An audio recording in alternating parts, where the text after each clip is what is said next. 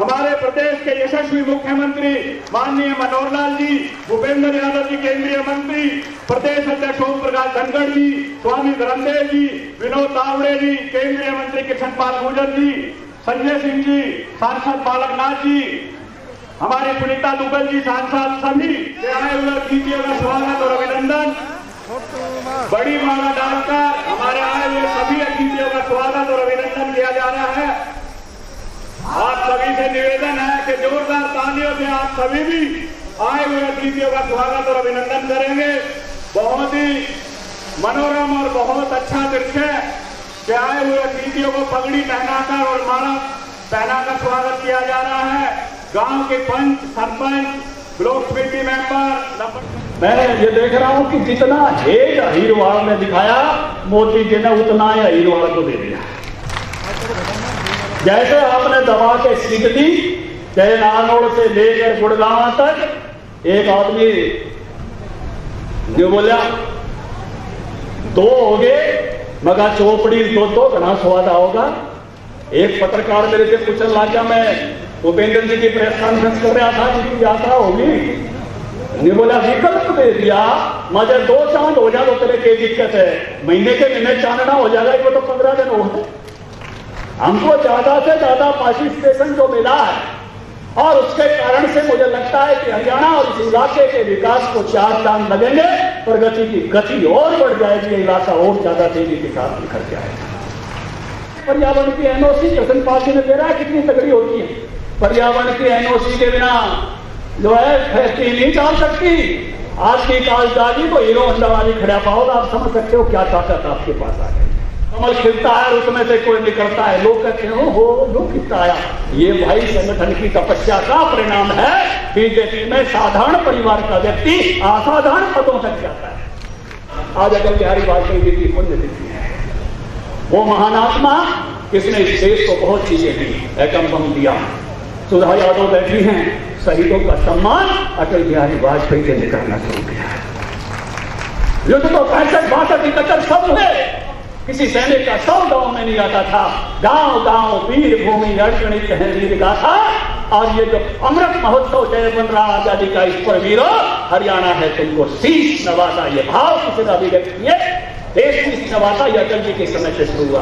किसान भाई बैठे हैं, किसान कार्ड अगर किसी ने दिया, किसान क्रेडिट कार्ड, तो अटल जी ने दिया, उससे पिछली सरकारों ने हमको नहीं दिया था।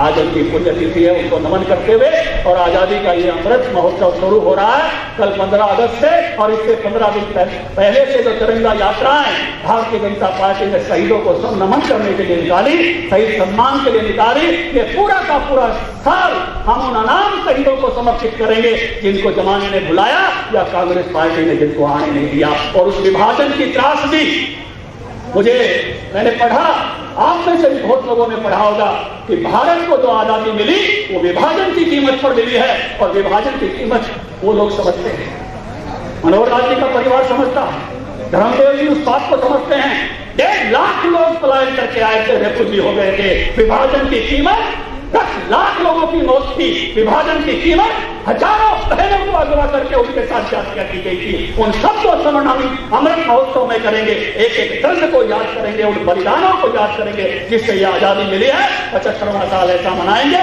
आज का दिन भूपेंद्र जी के स्वागत का दिन है, अभिनंदन का। कि आपका आशीर्वाद और ऊर्जा माननीय मोदी जी ने जो मुझे जिम्मेदारी दी है उसको पूरा ईमानदारी से करके 100% पूरा करने में काम आएगा। मैं पुनः आपको हाथ जोड़ के प्रणाम करता हूं। लेकिन राजस्थान जाना था तो राजस्थान जाने के लिए रास्ता गुड़गांव, रेवाड़ी, नारनौल और महेंद्रगढ़ होकर ही पड़ता है। और इसलिए राजस्थान जाते हुए इस इलाके से जाना, इस इलाके के साथ जुड़ना, ये मेरे लिए सौभाग्य का विषय रहा। पिछले कुछ दिनों से मैंने देखा भी है, इस गांव में जब मैं अपनी लाइब्रेरी और बाकी परियोजनाओं को शुरू किया, दुष्यंत भगत जी के द्वारा हमने इस गांव को आदर्श गांव तय कराया। लेकिन पिछले ही 2 महीने में 2 विषय ऐसे आए थे। यहाँ पर हमारी खवासपुर की पंचायत बैठी है, उनकी गांव की जमीन थी और पीछे की जमीन को आगे की जमीन से तबादला करना था। पूरा गांव लगभग 4-5 साल से परेशान था। पंचायत एक दिन सुबह मेरे पास आई, वो हाथ खड़े कर रहे हैं, हमारे बुजुर्ग वो सारे हाथ खड़े कर रहे हैं। मैंने उनकी शिकायत आते ही मुख्यमंत्री जी को कहा और मुख्यमंत्री जी ने 1 महीने में कैबिनेट से प्रस्ताव पास करा के हमारे खवासपुर की समस्या का समाधान किया कि हमारे बावड़ा में जो अभी जो नया रेलवे लाइन हुई, लोगों को आने जाने में तकलीफ थी। मैं मुख्यमंत्री जी से मिला, उन्होंने कहा करना क्या है?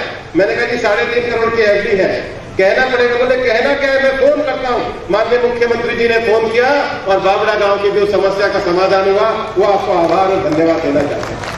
माननीय मुख्यमंत्री जी, हमने आदर्श गांव के द्वारा कई योजनाएं शुरू करी। मैं आपको गांव की एक बात बताना चाहता हूं। हमारी ई लाइब्रेरी का प्रोत्साहन देकर आज कई गांव में ई लाइब्रेरी के बारे में लोगों की जिज्ञासा बढ़ी है।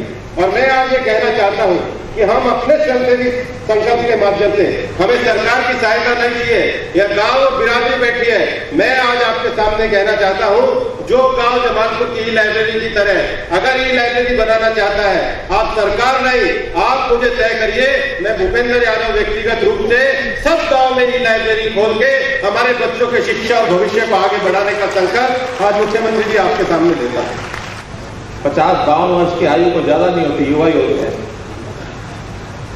ऐसे हमारे श्री भूपेंद्र यादव जी जो अभी मोदी जी की कैबिनेट में मंत्री बने हैं, कपड़ा और मकान, शिक्षा, स्वास्थ्य और सम्मान। कहने लगे लोग कि ये चीजें मिल जाए तो आदमी बस और नहीं चाहिए। लेकिन भाइयों बहनों, अभी जो कोविड का पीरियड क्या है, कोरोना का, इस कोरोना ने हमको बता दिया, समझा दिया कि इन 6 चीजों के अलावा और भी कुछ चीज है, और उसमें सबसे बड़ी चीज निकल करके आई और पर्यावरण निकल करके आई। जब ये ऑक्सीजन का संकट पड़ा, हम मानते थे ऑक्सीजन की क्या कमी है, हवा में जो मंजिल ले ले, कोई खरीदनी नहीं पड़ती, कोई लेनी नहीं पड़ती, मिलती है, बहुत मिलती है, वायुमंडल में बहुत ऑक्सीजन है। लेकिन जब इस कोविड में लोगों के सांस फूलने लगे बीमारी के बाद, पता लगा ऑक्सीजन की कमी हो गई है, ऑक्सीजन कहां से लाओ?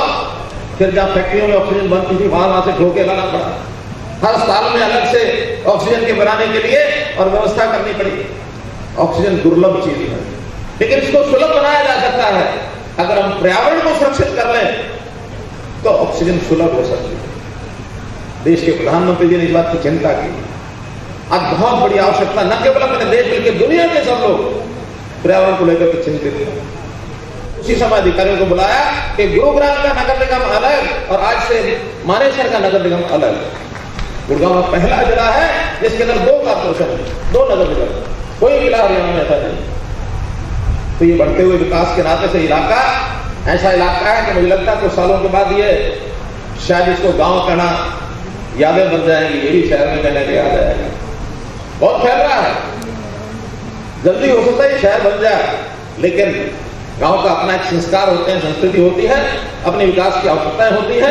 अब हमने शहर के साथ लगते गांव, बड़े गांव, उनमें शहर जैसी सुविधाएं, विकास, ये सब करने के लिए कह दिया। भूपेंद्र जी ने अपनी बातचीत में कहा कि एक आयुर्वेद का हॉस्पिटल जिस गांव में, आपके पास मुझे पता है कि 10 एकड़ जमीन पंचायत की है ना? पंचायत की जमीन है ना? वो खरीदने नहीं पड़ेगी, बता तो दो। नहीं खरीदनी पड़ेगी, बड़ी है ना? चलिए ठीक है, आयुर्वेद का अस्पताल भी इसको भी मंजूर करते हैं। तो मित्रों, लेकिन हमारी बात मान लो, बाजरा बोना छोड़ दो। जो बाजरा बोना छोड़ेगा और सब्जियां बोएगा, सब्जी या कोई भी दूसरी फसल, दाल बोएगा, उसको हम 4000 रुपया 1 एकड़ का एडवांस में देंगे। 4000 रुपया और दे देंगे इंसेंटिव। बाजरा छोड़ो, सब्जियां बो, फल बो। आप कहेंगे सब्जी फल के पानी चाहिए, तो मैं ये भी वादा करता हूं कि गांव के 1-1 एकड़ को माइक्रो इरिगेशन, जिसको सूक्ष्म सिंचाई कहते हैं, सूक्ष्म सिंचाई का प्रावधान आप करो।